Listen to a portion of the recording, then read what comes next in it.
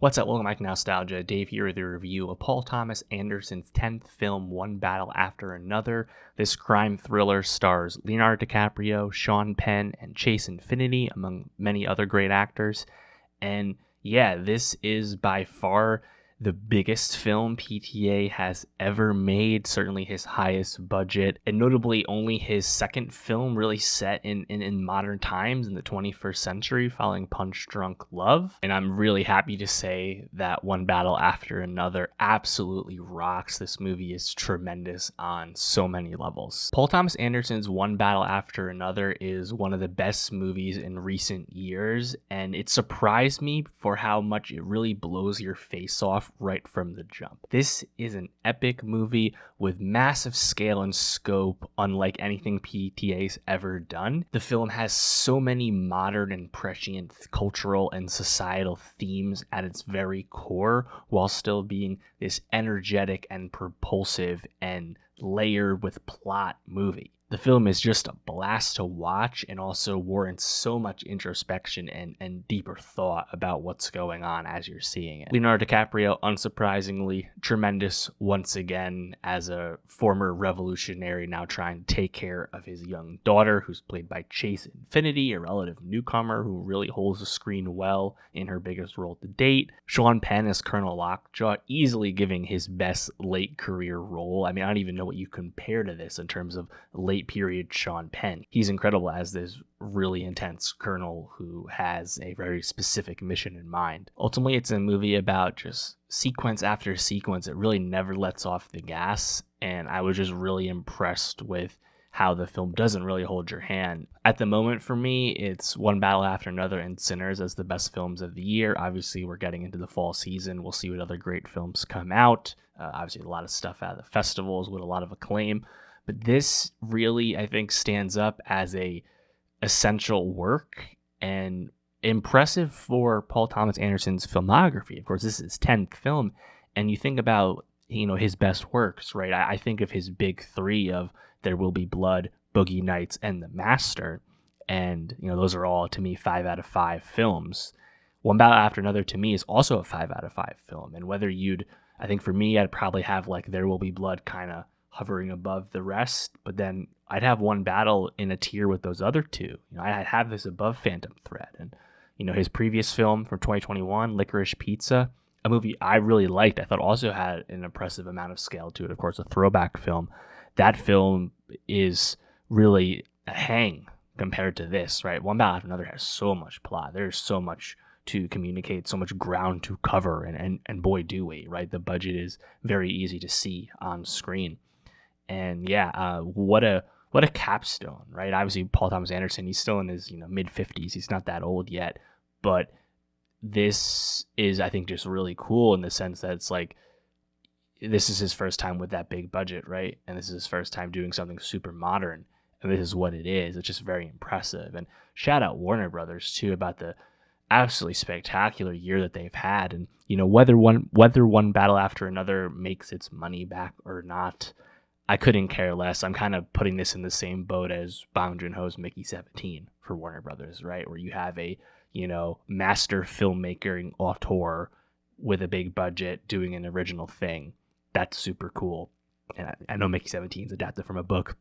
One Battle After Another is inspired by the Thomas Pynchon novel Vineland from 1990. For all intents and purposes, this is original work. When we think of original cinema and filmmaking, not IP filmmaking, we think of movies like these two things, right? And even if One Battle After Another is like a net loser financially, I couldn't give less of a fuck. Same way I didn't care about Apple making its money back or not on Killers of the Flower Moon from Scorsese, right? This is the thing that we get less and less of every year. This is the thing we always say people want and we need, and they don't make enough of it anymore. Now we'll see. Will people actually show up for the original thing they say they want? Because this is not some like artsy fartsy film either. This is an intense action thriller with some tremendous set pieces, man. And of course, great performances as well. I really hope the film performs, but it'll certainly be around in the awards race. That much is obvious. Yeah, I mean, I think right away, like I had seen, I think, the first teaser and largely avoided trailers. Otherwise, that's my MO in general these days. It's like I'm so in the weeds with like paying attention to release dates and even like development and filming schedules and stuff. I know what's coming out. I know who's in movies. I don't really need to see trailers, and frankly, I would rather not have the spoilers, whether they're superficial or significant, from a trailer. I'd rather just not entertain that sort of thing. So I largely avoid looks like that. So I didn't really know too much about the subject matter of One Battle After Another. I just knew that like Leo is going to be chasing after his young daughter who's taken away or something. That's kind of all I knew. But right off the bat, again, I think the film really like blows your face off because you're spending time with this, leftist revolutionary group, anarchist group called the French 75, and we immediately meet Leonardo DiCaprio, who's going by Ghetto Pat at the time. He is this fledgling, demolitions expert for the group, and he kind of elopes with this firecracker of a character played by Tiana Taylor. And Tiana Taylor's character is her name. What a great name. Perfidia Beverly Hills. And they are assaulting a immigration detention center on the United States and Mexico border. And that's what this movie starts you right away at, a raid. A raid to free people detained at an immigration center. And it's a really striking sequence. And I think really early on in this, first 20 minutes or so of the movie, watching the escapades of the French 75 and their desire to inflict, political violence, domestic terrorism, freedom fighting, whatever your lens is, your POV on it, that's what's going on, right? They're bombing offices, they're robbing banks, they're freeing detained people, all that kind of thing. And I think from the jump, Tiana Taylor, she's really only in the beginning of the movie, but man, is it a big performance from her. I think she really got a lot of accolades and attention as an actor for the first time with what was it called, 1001 from a few years ago, right? The indie film. And with this, her presence in the film as this free spirit who really almost needs to rebel against the system and cannot settle down in any respect. And when you watch the downfall of this group and the deaths or detention of all these supporting characters we've met, such as the rapper Jungle Pussy, Alana Haim, who of course was one of the big stars of Licorice Pizza, just a small role this time. Also Regina Hall in the mix here. And basically shit hits the fan, and Leo and his young daughter, via Tiana Taylor's character, they have to run away to Backton Cross and assume new identities. And the Battle of Backton Cross was actually the original name of this film. I think One Battle After Another is a stronger title for sure. And yeah, I think the time skip we jump, where it's like a 16-year time skip, but really no time has really passed at all. And we're still kind of meditating on, modern society in terms of these really recognizable and thorny, societal, cultural, political themes that we recognize, today. And, introduced early on to us is the leader, the manager of that detention center from the first scene, Colonel Lockjaw, or he becomes a colonel. Maybe he wasn't a colonel before the time skip. Lockjaw, played by Sean Penn, who gets detained by Perfidia, but also there's some sexual proclivities going on there. I think a really striking scene. Penn really, I think, bears it all out right away in the role. And him and Tiana really have this crackling screen presence together in just the few scenes they do share. Eventually, it takes a while, I think, for the movie to really put all its cards on the table for you to really understand all the players on the board, right? But I think once we get the seedy, nefarious white nationalists, these believers in racial purity, these wealthy white men who are inviting Lockjaw into their secret club, and Lockjaw realizing that he needs to erase all evidence of his previous relationship with Perfidia, of course, a black woman, which is a big taboo to these, racist, evil men. Once that happens, and Lockjaw is able to go after Bactan Cross, which is a known sanctuary city in Colorado, and perform these performative immigration raids. Okay, not that dissimilar from the performative raids we see in real life, of course, but doing all that as subterfuge, as cover for his desire to take out the in hiding Leo and his daughter Willa. Once like that, I think setup happens, we're really like off to the races. But God, I mean, there's just so many sequences that are so important. I think Leo, Ghetto Pat, has now assumed the identity of Bob Ferguson. He's no longer a practicing, revolutionary, but he does have some old connections to it with some, proprietary like scanner technology that was passed to him before he went into hiding. There's some old ways to get in contact via payphone, things like that.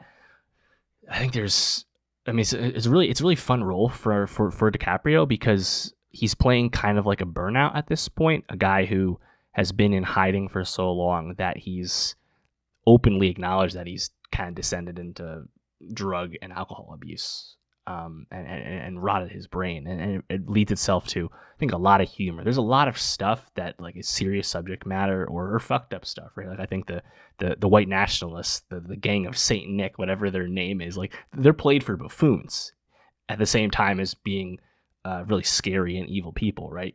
But like in case of Bob has this like tiff with his old colleagues in the French 75 who have maintained this network where Bob has fried his brain to the point he can't remember all of the code words and all of the special phrases, the sequencing, to protect identities and things like that. And there's some amazing back and forth and some really tremendous line readings from Leo. There's definitely some DNA from Jordan Belfort, Wolf of Wall Street, when shit hits the fan in that movie. There's a little bit of Rick Dalton when also things go wrong in Once Upon a Time in Hollywood. Leo, obviously we know how tremendous he is, but also because he's like not the busiest actor, right? He's very selective, really working with only the greats at this point. Whenever you do get Leo cooking, it's just such a delight, right? That being said, he's not like the dominant force in the movie. I don't know, like there's no like one like singular lead. Like I just think if you compare this to other famous DiCaprio roles, he has a lot less lines in One Battle After Another, right? There's plenty of time we spend with Chase Infinity as his daughter Willa. There's plenty of time spent with Sean Penn as well as the supporting characters. So like it's a Leo movie. He's the sensible star of the film, but there's a lot of plot going on. There's a lot of progression and movement and action happening here as well. That the Act 2 sequence where the raid on Bactan Cross is in full effect, and Benicio del Toro's martial arts sensei character has to whisk away many of his fellow Latino people in the community to safety, and that sequence and his Del Toro's sensei character, his calmness, his sereneness is juxtaposed perfectly off of the manicness of DiCaprio's Bob. And there's humor layered throughout. Of course, it's a very, very serious thing that's happening, right? Immigration raid, whether justified or not. Act 3, I mean, there's these extended sequences of cars being driven on these kind of rolling desert hills, and the pace of where the camera is, I think it's planted on the hood of the car or the windshield or something. Like you feel the speed, and this is a film that was shot and created for large format, and not just IMAX but also VistaVision as well. Shout out the Brutalist. That format has come back a little bit more once again. This film was actually shown in true VistaVision in a few locations. I actually had the opportunity to see the film in VistaVision here in Boston on like original like decades old projectors and stuff, and I didn't do it. It's still playing there all week. I'll probably be kicking myself for not going. I just saw it in traditional Dolby here, but still, I mean the scope is really impressive. And I think those car sequences like really go, like it's really just an edge of your seat movie because like there's no time to breathe, but it doesn't feel rushed. It doesn't feel claustrophobic. It just feels intense because that's what the thematic interest of the film is. And yeah, it's a banger.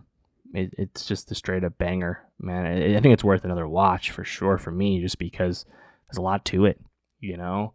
But I think the Penn performance really impressive as it progresses, as you learn more about his motivations and his contradictions and his self doubt and things like that, and where that character goes at the end of the film. Also, I quite enjoyed how all that works.